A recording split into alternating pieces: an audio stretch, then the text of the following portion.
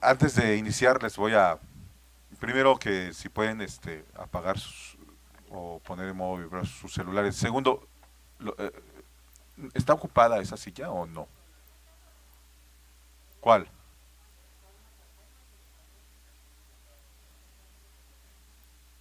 Y la de ahí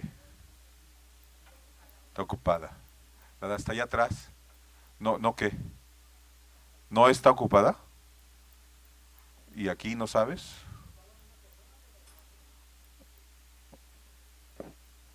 Bueno, nada más, por favor les pido no apartar lugares porque hay mucha gente. Aquí ustedes son 90, pero allá atrás hay otros 50 personas. Entonces, para que todos quepamos, por favor.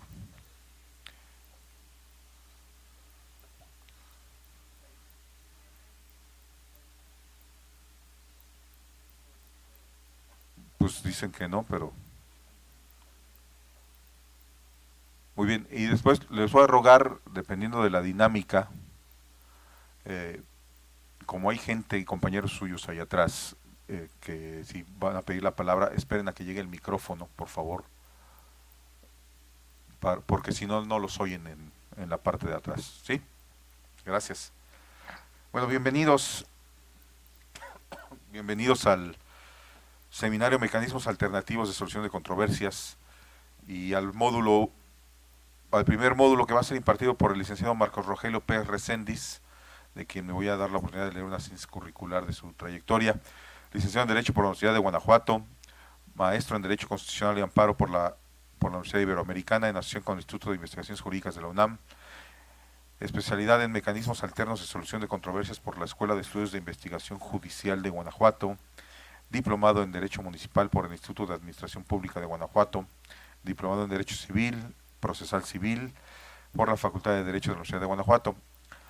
Ha tomado diversos cursos en mecanismos alternos de solución de conflictos con reconocimiento de la American Bar Association y Tecnológico de Monterrey, y también como en el Instituto de la Mediación en México. Ha sido colaborador del despacho jurídico Álvarez y Asociados en Guanajuato, coordinador de área de investigaciones de quejas y denuncias de responsabilidades administrativas de servidores públicos en la Secretaría de la Gestión Pública. A la fecha, subdirector del Centro Estatal de Justicia Alternativa con sede regional León. Es mediador conciliador certificado por el Poder Judicial de Guanajuato. Pues vamos a darle un fuerte aplauso y gracias, maestro. Gracias, Alfredo, por Te lo invitarme. agradezco mucho. Gracias. Gracias, buenas tardes. ¿Se escucha? No, Creo que no muy bien, ¿verdad? no, ahorita le subimos. A ver, sí. ¿Es de acá o de allá? No, ¿De aquí? Oh, ok, creo que ya. Gracias. Buenas tardes a todas y a todos. Le agradezco a Alfredo Anguiano de nueva cuenta esta invitación que me hace para platicar, charlar un rato con ustedes en esta tarde sobre un tema que me parece que es el pan de cada día de cada uno de nosotros o de ustedes como abogados, pero que a veces se reflexiona poco sobre sus implicaciones, y es precisamente sobre el conflicto como tal. Eh, Seguramente tanto ustedes como su servidor hemos sido formados como abogados. Entiendo que la gran mayoría que están aquí son abogados, ¿verdad? Licenciados en Derecho, pues. Y entonces entiendo que nos formaron en un sistema eh, para prepararnos para un sistema contencioso, de contienda, de pelea. Nos hicieron excelentes litigantes, excelentes peleadores.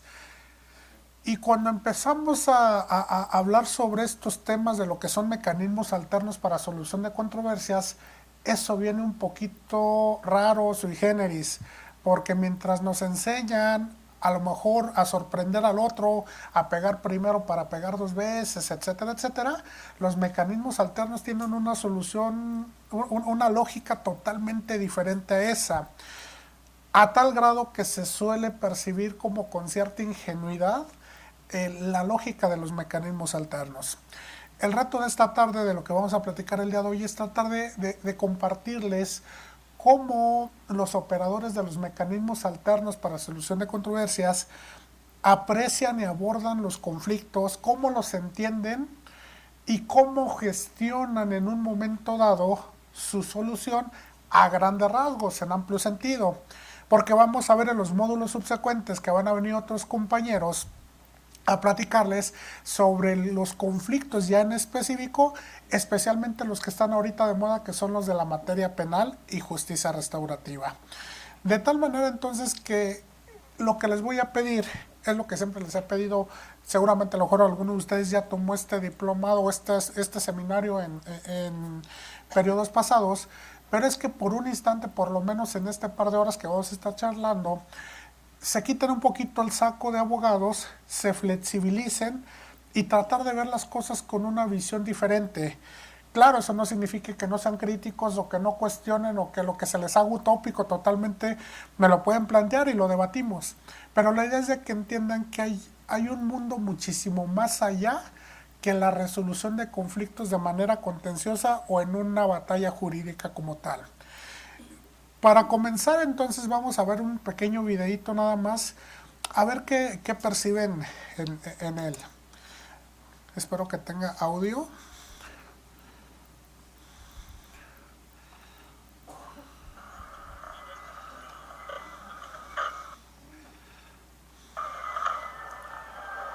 Creyó que nadie la vería, pero con su puerta golpeó mi auto. ¿Podría decir que lo siente, señora? No tiene que usar ese tono. Ni que se devaluara más su auto.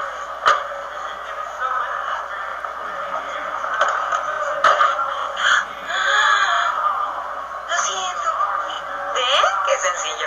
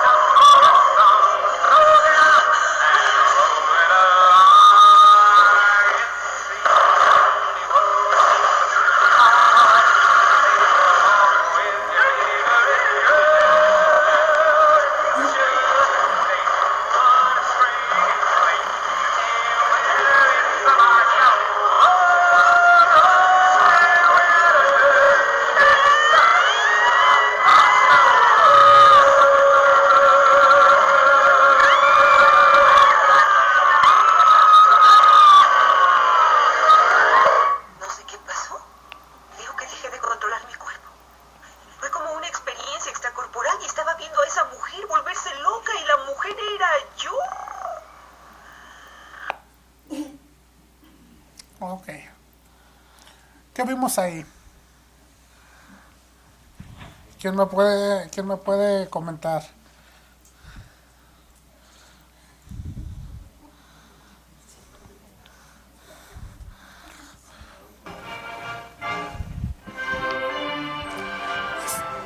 Sí, ese ya. Y ahorita vemos en algún otro, ¿sí? Gracias. Licenciada, ¿qué vio usted en este video? ¿Me detienes ese, por favor? ¿Qué vimos en el video que acabamos de pasar? Pues que de un detalle tan pequeñito se volvió una masa muy compleja, ¿no? Ok. ¿Y qué tiene que ver eso con nuestros conflictos cotidianos? Porque tal vez la solución es tan fácil de ver, ay, perdón, que en ocasiones la solución es tan fácil de encontrar, está tan a la vista, que preferimos darle vueltas y vueltas y vueltas y no llegamos a ningún lado. ¿Y por qué le daremos tantas vueltas a los conflictos? Ay, no Si sé. pareciera que está tan nítida la solución. No sé, la verdad. Ok, gracias. Por favor.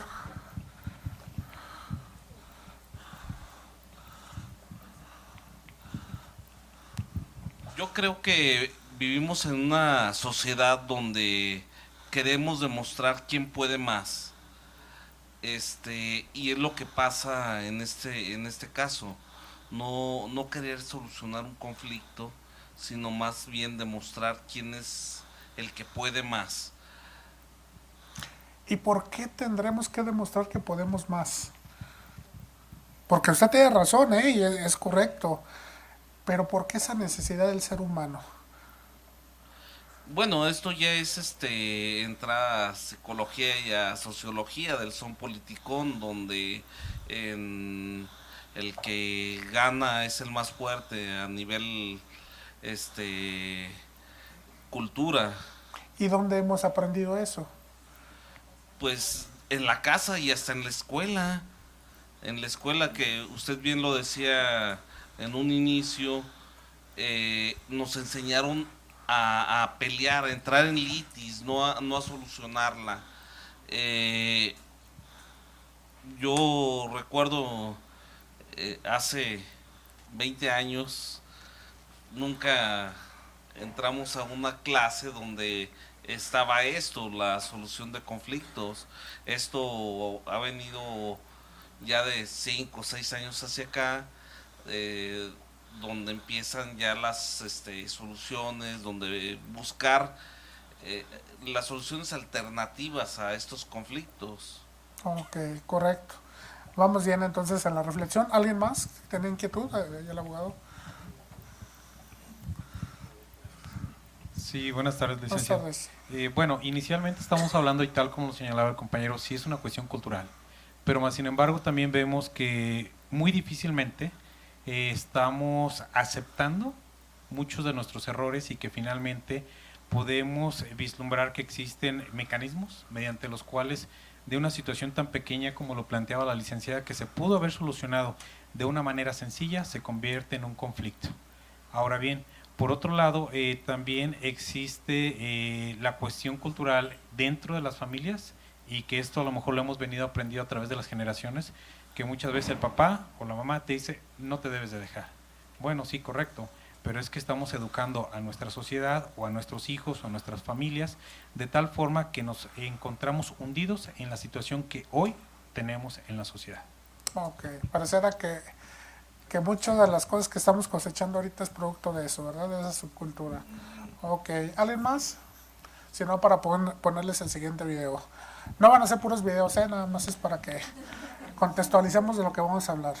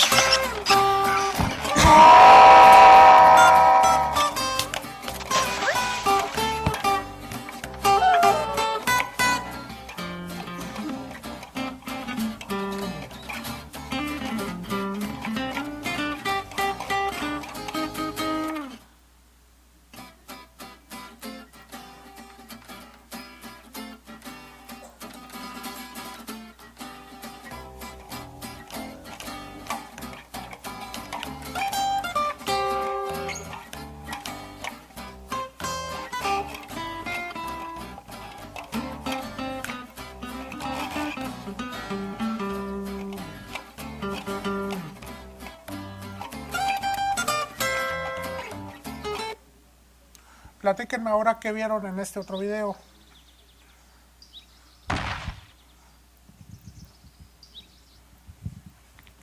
Licenciado, ¿qué me puede describir de lo que acabamos de ver?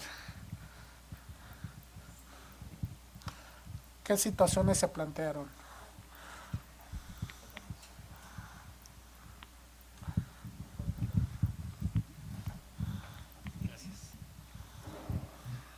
Pues podría decirse que dos personas que no quieren transigir, que los dos quieren pasar o tener el derecho de paso sobre el puente, pero al estar en el mismo ante la misma situación, ninguno de ellos cede para darle el derecho al otro, y de ahí nace el conflicto.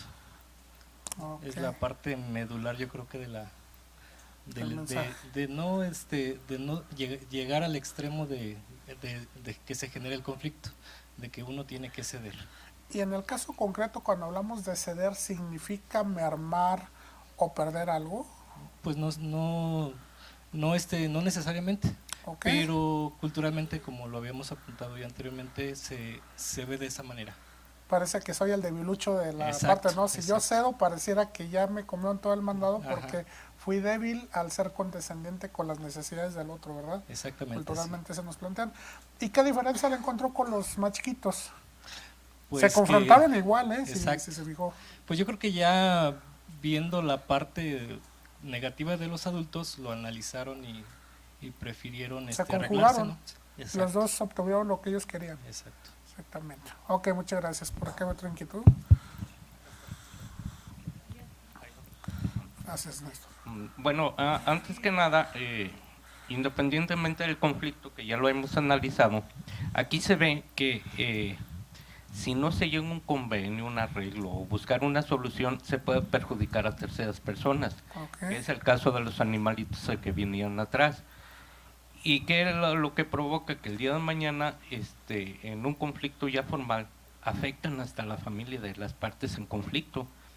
Y si no buscan una solución, es lo que cae, lo que siempre han caído, que se matan familias sobre familias, ¿no? Nos van heredando históricamente. Exactamente, ¿verdad? Ese es el mensaje que yo veo allí, que si no se llega a una buena solución, el conflicto puede trascender más allá de...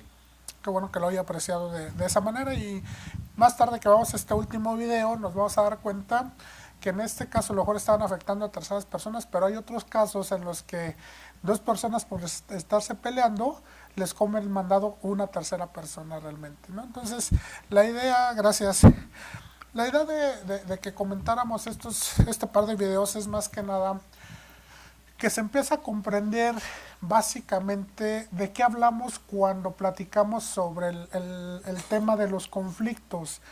Porque aunque pareciera un concepto que habitualmente lo utilizamos y cotidianamente lo utilizamos, no se dimensiona realmente todas sus implicaciones y principalmente cuál es su dinámica. No se tiene bien claro lo que es ni cómo podría ser su gestión de solución, que es precisamente lo que los mecanismos alternos sí hicieron, ese análisis integral para saber cómo desde perspectivas diferentes se pueden obtener o se pueden satisfacer las necesidades de las personas en conflicto, pero con mecanismos diferentes, con usos y formas diferentes, y mejor aún, que son muchísimo más evolucionados a la contienda como tal.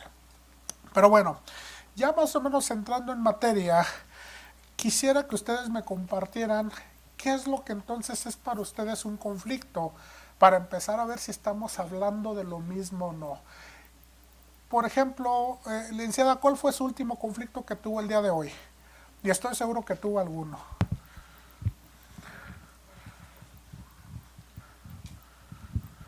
Decidir si me traía mi coche o no. Ok, un conflicto interno. Sí. ¿Y por qué le representaba un conflicto? Porque lo iban a ocupar mis papás y pues decidí dejarlo en casa para que lo ocuparan ellos. ¿Y en qué le afectó eso a usted? Pues nada más usar el transporte público, pero pues no hubo problema. ¿Y qué le implicaba usar el transporte público? ¿Alguna Tiempos. incomodidad? ¿Tiempos? Tiempos nada más. Ok. Y cuando estaba usted en la deliberación de si se traía o no su vehículo, ¿qué partes negativas vio sobre ese conflicto? La incomodidad, los tiempos, ya los dijo. Así es.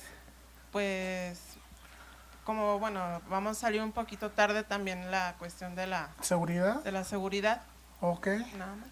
entiendo, correcto. Si yo les pido a ustedes que salgan ahorita, y tal vez en esta calle, creo, ¿cómo se llama esto? La principal. Nicaragua. Ustedes se paran en cada esquina cuando está rojo y aplican una encuesta y le preguntan a las personas, para ellos en una sola palabra, ¿cómo podrían describir un conflicto o un sinónimo de un conflicto? ¿Qué creen que les dirían? ¿Una pelea? ¿Qué más? Diferencia, discusión, problema, desacuerdo. Intolerancia. Ok. ¿Alguno más?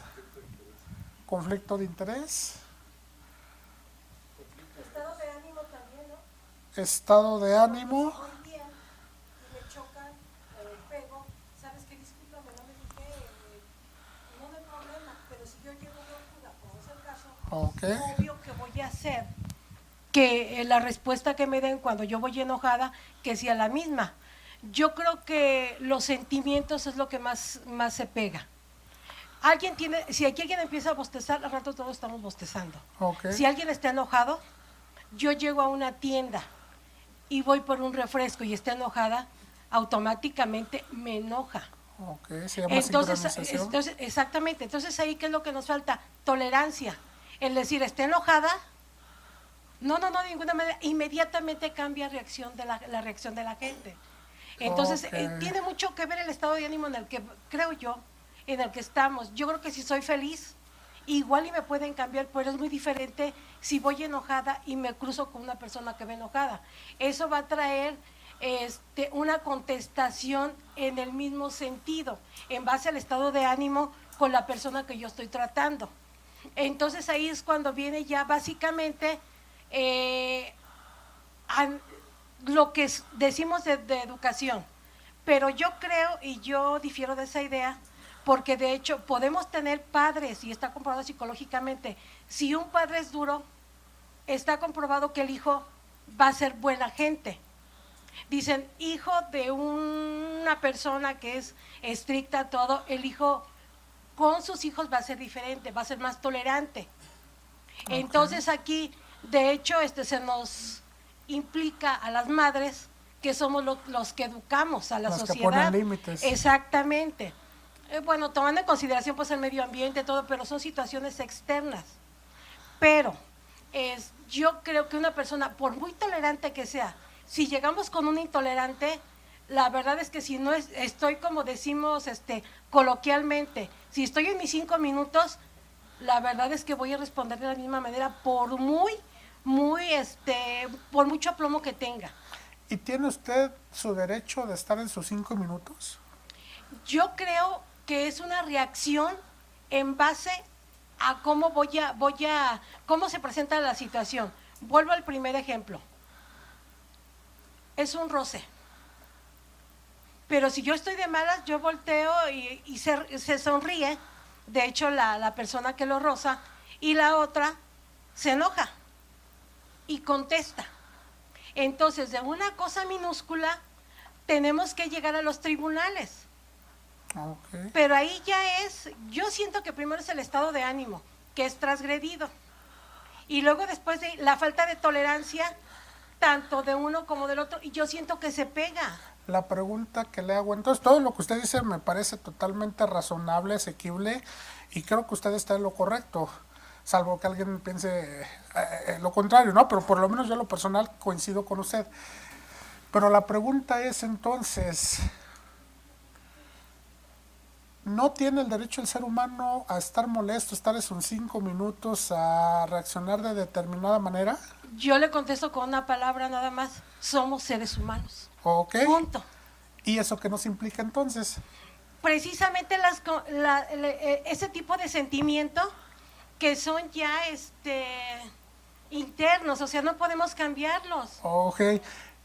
se nos dificulta a los abogados comprender eso porque el campo del derecho, el campo de la jurisdicción, los juicios en sí no le atribuyen mucha relevancia jurídica a ese estado de ánimo, salvo que sea la materia penal tal vez. Pero en sí mismo, y qué bueno que sea así, la objetividad del sistema jurídico es 2 más 2 son 4, hay una norma que tiene una hipótesis jurídica, se actualiza o no se actualiza así de frío. Más allá de tus emociones, más allá de si estabas en tus 5 minutos o no, ahí está claro cuál es el resultado. Y entonces, cuando nos aplica la norma así con esa frialdad, pareciera que tenemos un ingrediente de justicia, pero en la percepción de los destinatarios de esa justicia no siempre es así. Obviamente, quien pierde un juicio no lo ve así. Quien lo gana a veces tampoco porque no ganó todo lo que él quería. Y entonces empezamos a descubrir que pareciera que los conflictos tienen un ingrediente muchísimo más allá, que es la parte jurídica y técnica de lo que vemos de los conflictos, ¿no? Que es como vamos a empezar a reflexionar. Pero bueno, alcanzo a rescatar una parte muy importante para que no me la pierdan de vista. Dice la abogada que, a ver si le capté bien la idea, que el detalle está en un conflicto, la actitud con que lo abordo, la actitud con que lo enfrento, si estoy enojado, si cómo reacciono, si contagio o no contagio al otro. Dice Remo Entelman, es un argentino conflictólogo, especialista en conflictos, dice, bueno, ¿cómo demonios queremos que la gente resuelva civilizadamente sus conflictos en un sistema jurídico que en sí mismo es agresivo, en sí mismo es violento?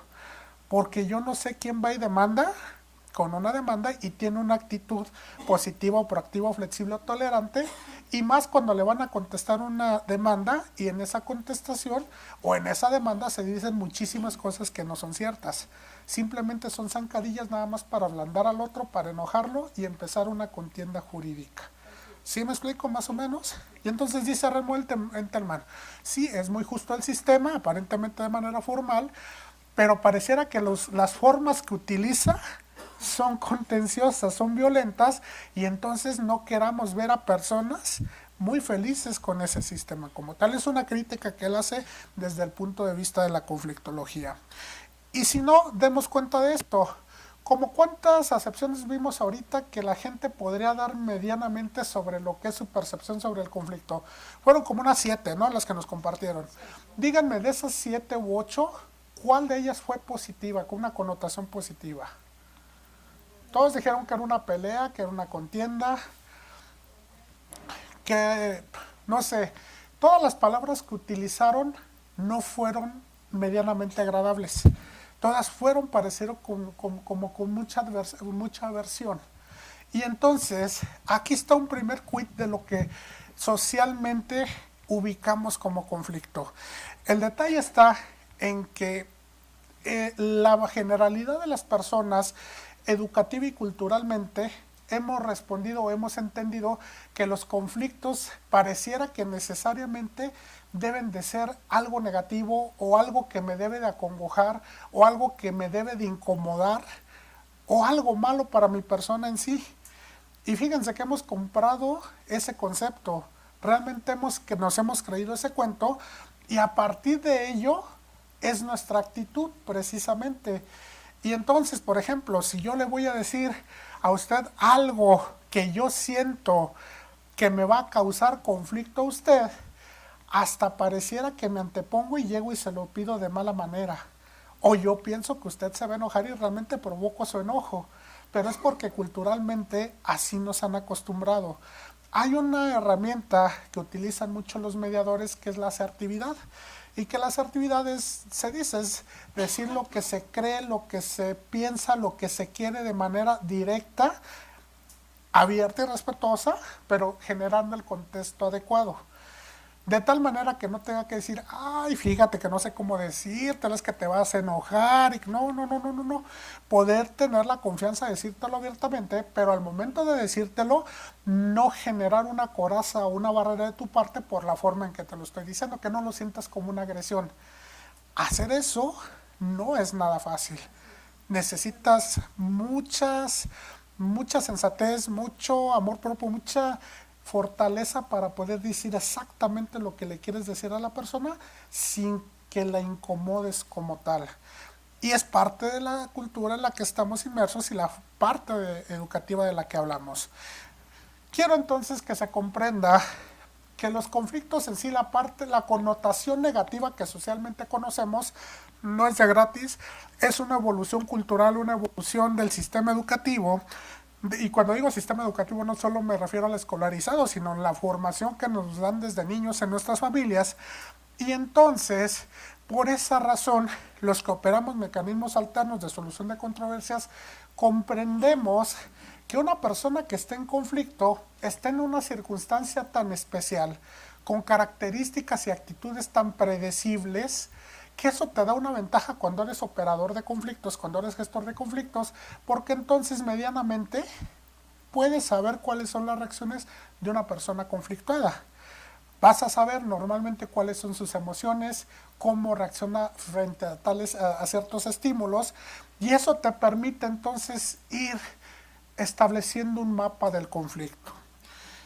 Y cuando digo mapa del conflicto, vamos a entrar a un tema sumamente interesante, que es cómo aprecian los mecanismos alternos de solución de controversias a los conflictos entonces. Mientras que socialmente vemos las cosas de una manera muy plana, pensando que los conflictos se reducen a problemas, son sinónimo de problema, los mecanismos alternos de solución de controversias comprenden que los conflictos en sí mismos no son ni buenos ni malos.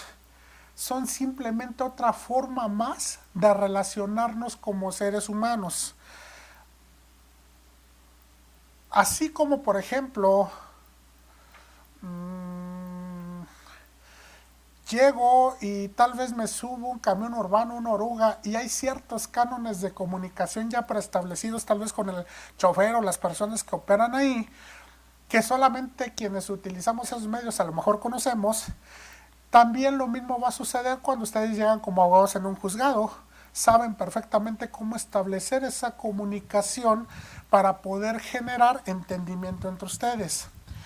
Y entonces a lo que voy es, ustedes establecen de manera especializada cierto tipo de relaciones humanas, que esa especialización es lo que les permite tener un entendimiento mutuo. Si ustedes llegan a un Starbucks, ustedes ya saben cuál es el ritual. Y entonces, si no saben cuál es el ritual, a lo mejor hasta se sienten un poquito desencanchados. No los quiero confundir, a lo que voy es a esto. Un conflicto, entonces, básicamente se debe de entender como una forma más de relacionarnos humanamente, más allá de lo jurídico. Y si lo comprendemos desde esa perspectiva, entonces se facilita muchísimo la solución. ¿Por qué razón? Porque entonces el conflictólogo lo único que hace es diagnosticar, empieza a tratar de entender en dónde está esa parte de relación humana, de interacción humana, o que está rota, o que simplemente ya dejó de haber interacción, dejó de haber una comunicación adecuada. ¿No los estoy confundiendo más? Está más o menos claro, si algo no se comprende o está así medio fumado me dicen, para tratarlo de aterrizar. Porque quiero que se plantee, se los voy a poner de esta manera, yo creo que esto les va a dejar más claro esto es. Dijimos que los conflictos no son ni buenos ni malos porque es una forma más de relacionarnos los seres humanos. Una relación muy sui generis, muy curiosa. Así como me relaciono con mi esposa y a lo mejor eso me da, no sé, beneplácito, etcétera, pues me relaciono con la persona con la que tengo el conflicto, nada más que social y culturalmente no me permito disfrutar de esa relación, porque pareciera que culturalmente me están diciendo que puedo perder mucho, cuando en realidad a lo mejor ni siquiera pierdo mucho, pero ya me antepongo, me pongo así. Pero lo principal está en lo siguiente, un conflicto, siendo una forma más de relacionarnos socialmente, lo que aspira o lo que el conflictólogo hace es meterle normalidad a esa forma de relación. Y cuando digo meterle normalidad significa buscar las formas para que la interacción entre esas personas en conflicto se regularice. Y cuando digo regularizar, no necesariamente me refiero a normas jurídicas. Les voy a poner un ejemplo a ver si con esto ya queda bien claro. ¿Quiénes de aquí conducen vehículos? Prácticamente todos. Ok.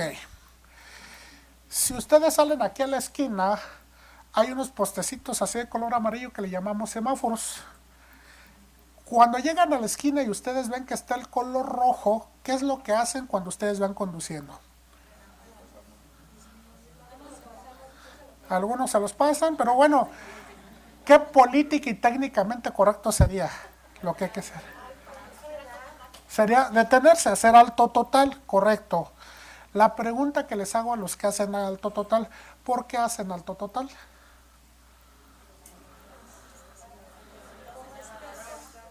Por respeto. ¿Respeto a qué? Ok. O sea, para que el otro que tiene luz verde pueda pasar. Ok.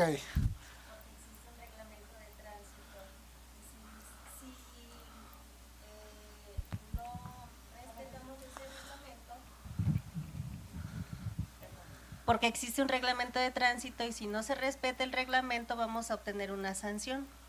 Y aquí nos metemos a otro tema bien grandísimo, que entonces la pregunta es, si estamos hablando bien, no quiero echar bronca nada más por echar, ¿debemos entonces respetar las normas jurídicas por el miedo a la sanción o por el valor intrínseco que hay en cumplir la norma? Deberíamos de respetarlo por el valor intrínseco que existe en la norma. Sin embargo, Ajá.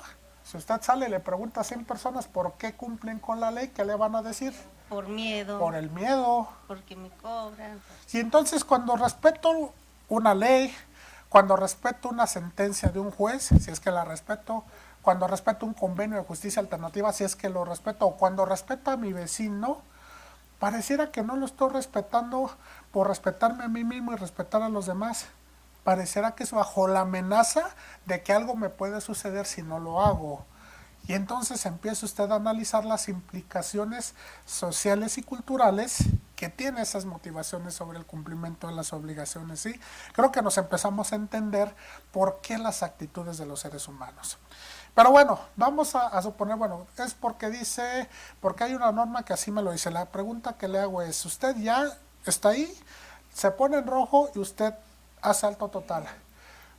En el proceso de hacer alto total y pararse, usted dice, me voy a parar porque el artículo 25 del reglamento de tránsito dice que hace toda esa operación inmanente. Entonces, ¿qué hace? ¿Te detienes? Así de sencillo. Dicen los psicólogos, se detiene uno como un acto reflejo. Ya no pensamos en ello. Simplemente como vemos algo color rojo, me detengo en automático. Que hay muchos valores intrínsecos en detenerse, sí. El respeto a las personas, a la norma, a mi integridad, etcétera. Pero en realidad cuando genero el acto de detenerme, pocas veces reflexiono del por qué. Bueno, a esa acción automatizada, a esa actitud de detenerme frente a un colorcito rojo, que desde parvulitos lo sabemos cómo hacerlo, básicamente es el ejemplo de un conflicto normalizado. Porque la pregunta es, ¿usted cuando se levanta en las mañanas, se levanta toda acongojada o preocupada porque no va a saber qué va a hacer en los cruceros donde va a haber carros, etcétera? No. No, ¿verdad? Usted ya está totalmente relajada, ya ni piensa en ello, porque usted sabe que la solución ya está dada. Ya hay algo que se llama semáforo que va a regular ese orden en los turnos de las vialidades y que en suma le va a traer beneficios a usted y a los demás miembros de la sociedad. Eso que usted no le acongoja ahorita, sí le acongojó a muchas personas antes de que existieran semáforos, como le aseguro que ahorita a muchos les acongoja, nos acongoja ciertas glorietas de la ciudad que sí nos estresan cuando llegamos a ellas, que luego cuando las convierten en semáforos nos dejan de acongojar. No sé si me está captando el mensaje. Donde hay un conflicto el día de hoy y que se busca una solución viable para ese conflicto, el conflicto sigue existiendo, simplemente ya está gestionado. la solución ya está dada, y entonces toda esa animosidad que culturalmente mostrábamos hacia ese conflicto desaparece. ¿Por qué? Porque entonces ya sé cómo solucionar esa problemática. Y viene algo de lo que vamos a comentar más adelantito, que se llama resiliencia. La resiliencia es precisamente cuando yo como ser humano me vi inmiscuido en un conflicto que en un inicio no sabía cómo manejarlo, y que igual que todos los demás culturalmente me acongojaba, me enojaba, me frustraba, etcétera. Pero cuando fui capaz de gestionarlo adecuadamente, y más si lo hice asociativamente, conjugándome con el otro co-conflictuado, entonces el día de mañana, cuando vuelvo a tener un conflicto similar, ya no me acongoja igual, porque yo ya sé cuál es el caminito a seguir. Es como cuando uno se enferma y al principio estaba todo angustiado, que no sabía uno qué era, ni el diagnóstico, ni qué medicina, nada, pero ya le dio al clavo con el doctor correcto, y el doctor le dijo, se llama así tu enfermedad, este es el tratamiento y ya estás curado. Y entonces el día de mañana, si vuelve a sentir esos síntomas, ya no se va a angustiar, porque usted ya sabe lo que es y ya sabe cuál es la medicina. Algo así es la normalización de los conflictos. Y entonces, ¿qué es lo que hacen los mecanismos alternos para solución de controversias? Darle esta normalización. ¿Qué es lo que hacen los juicios? Darle esa normalización. La diferencia es de enfoques. Al juicio lo único que le interesa es darle normalidad jurídica. Es darle una definición jurídica de quién gana y quién pierde, quién tiene la razón y qué le toca a cada quien. El mecanismo alterno para solución de controversias también atiende a esa necesidad jurídica, pero va muchísimo más allá. Trata que la satisfacción sea integral, sea no solo en la parte jurídica, sino sea en las demás necesidades de las personas en conflicto. Entiendas a lo mejor sus relaciones humanas.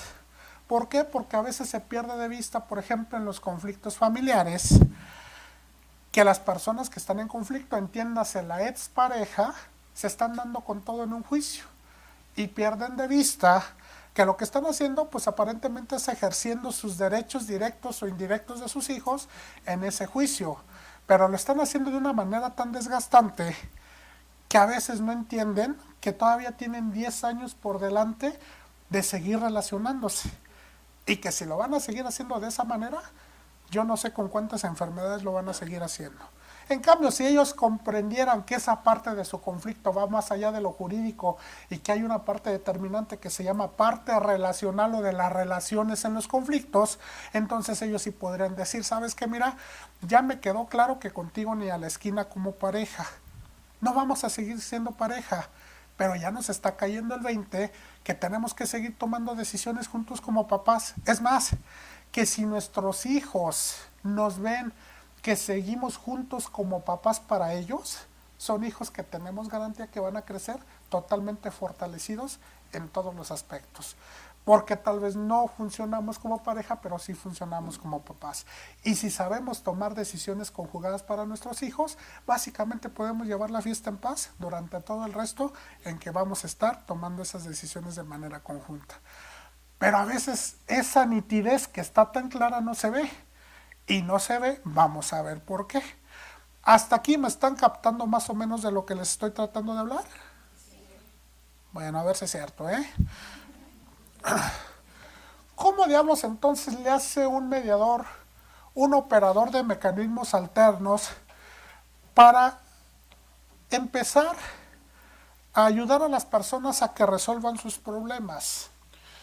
Lo que hace el mediador es entender todo esto que les acabo de decir. Y básicamente, permítanme,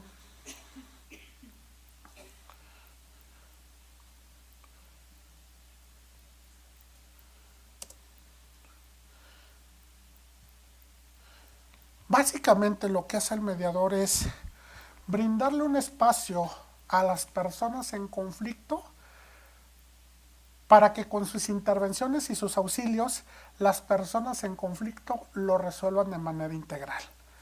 Ese es en esencia, en un primer acercamiento, lo que hace un mediador. Él brinda espacios y él genera contextos.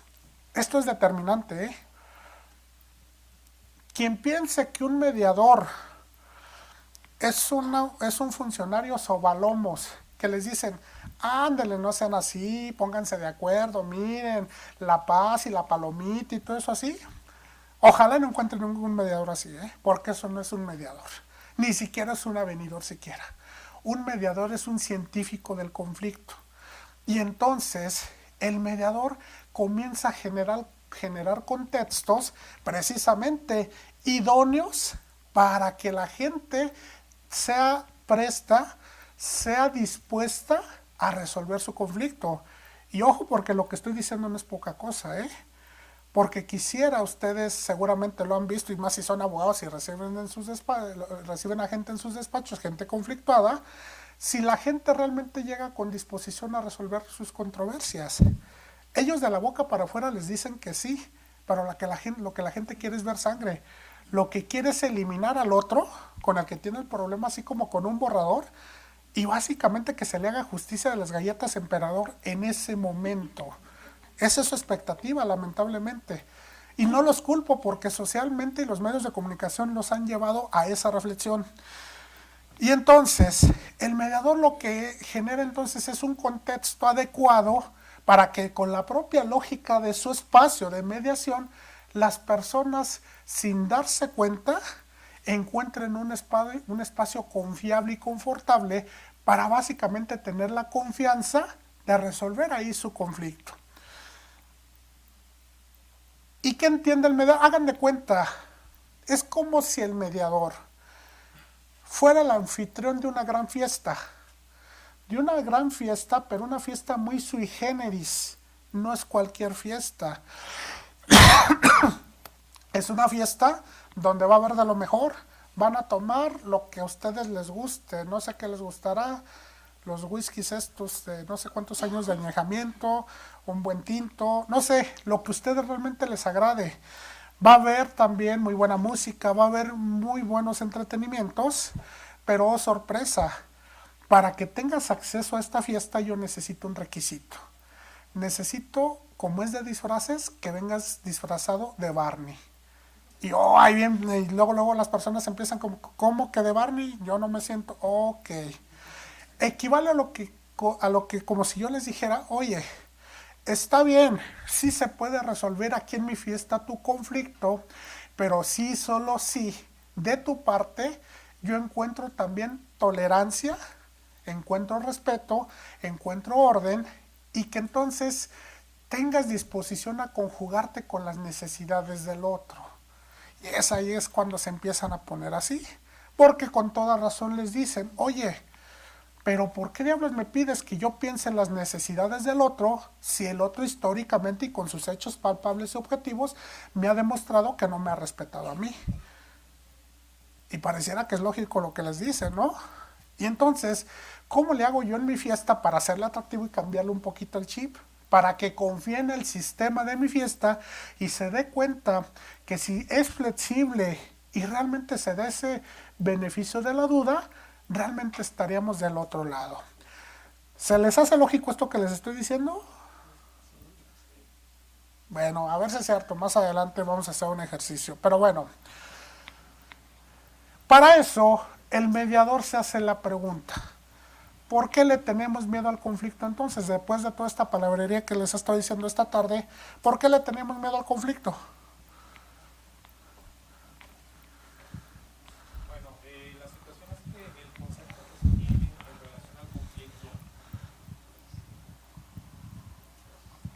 Sí, en relación a lo que es la cuestión del conflicto se tiene una percepción muy distinta.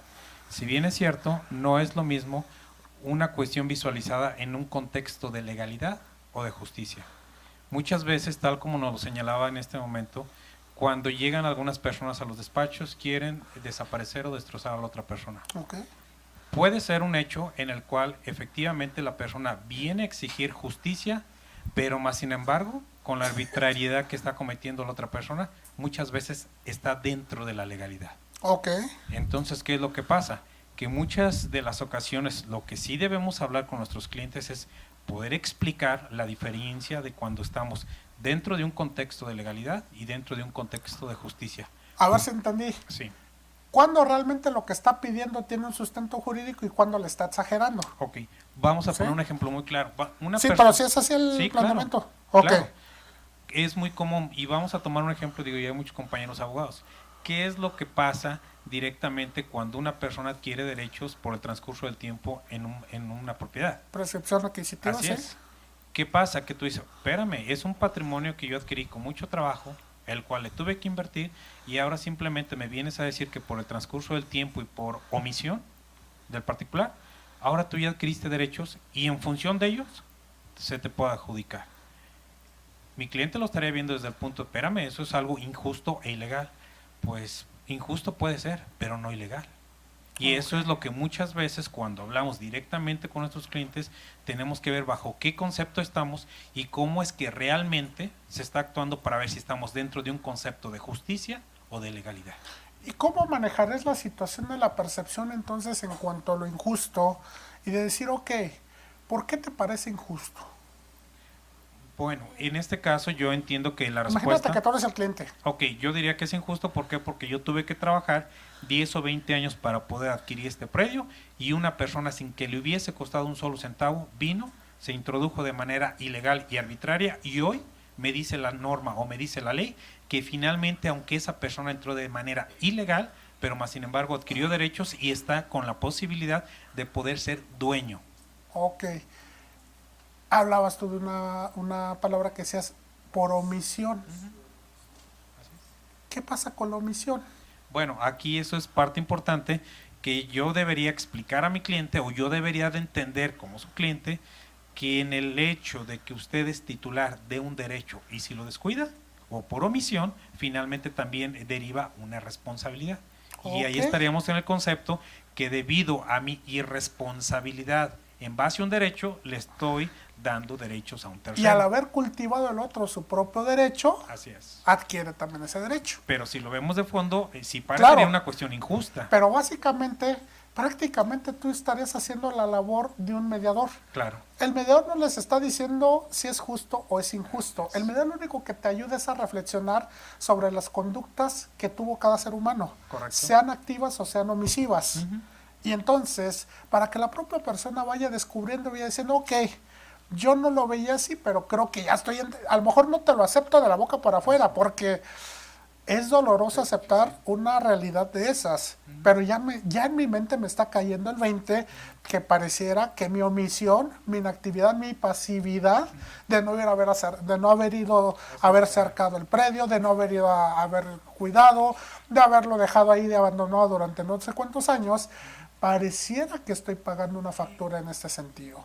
Más allá de las cuestiones ya personalísimas, ¿no? O sea, pero lo que me refiero es cuando empiezo a comprender información, a reflexionar sobre por qué 2 más 2 son 4, es más fácil que yo en mis adentros empiece a comprender dónde está la problemática, dónde está mi nivel de responsabilidad. Así es. Y entonces, ¿dónde está el nivel de responsabilidad del otro?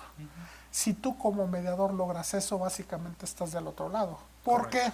Porque entonces las personas en conflicto empiezan a ver su conflicto de manera diferente.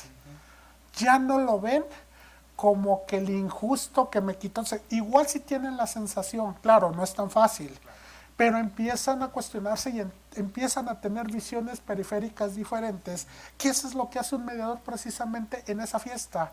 Hagan de cuenta que una mediación es como si fuera un quirófano donde le llega su conflicto de las personas y la labor de él a través de varias acciones que les voy a comentar muy rápidamente ahorita es, lo agarra ese conflicto, así como la película esta de Matrix, y ese conflicto que es como una bolita así, se los empieza a presentar desde muchas perspectivas, de una manera multidimensional. Pero no solo eso, eso ayuda mucho, ¿por qué? Porque es tan fácil como decir, bueno, díganme ustedes qué es esto. Es un teléfono celular. ¿De qué color es? Están ustedes locos. Esto no es un blanco. Esto es color negro. A ver, refútenme que esto es color negro. Es desde el ángulo que se vea. ¿Y ustedes dónde lo están viendo? Y si yo les digo, ustedes están locos, si ustedes están viendo algo color blanco, ¿qué van a pensar de mí? ¿Quién es el loco? O que Ok. del lado que usted lo está viendo tiene un color distinto. En el mejor de los casos, usted ya tiene conocimiento sobre mediación. Pero realmente una persona que está en conflicto, él ve y él quiere ver nada más esto. Es más, él ha visto esto, pero él no quiere ver esto. Él va a querer seguir viendo esto. Lo que el mediador hace en su espacio de mediación es que les dice, bueno, a ver, ¿estás de acuerdo con que este es un teléfono? Sí. ¿Estás de acuerdo con que este es un teléfono? Sí. ¿Qué ves tú? Yo veo blanco. ¿Nos podrás decir por qué veo blanco? Y nos empieza a explicar. Bueno, es que yo lo veo desde esta manera. Ok. Y si yo te lo volteo así, ¿qué ves ahora? Ah, no, pues veo negro. ¿Por qué ves negro? ¿Qué es lo que ves? Y entonces en esa descripción empieza a descubrirse que lo que veía cada quien era correcto.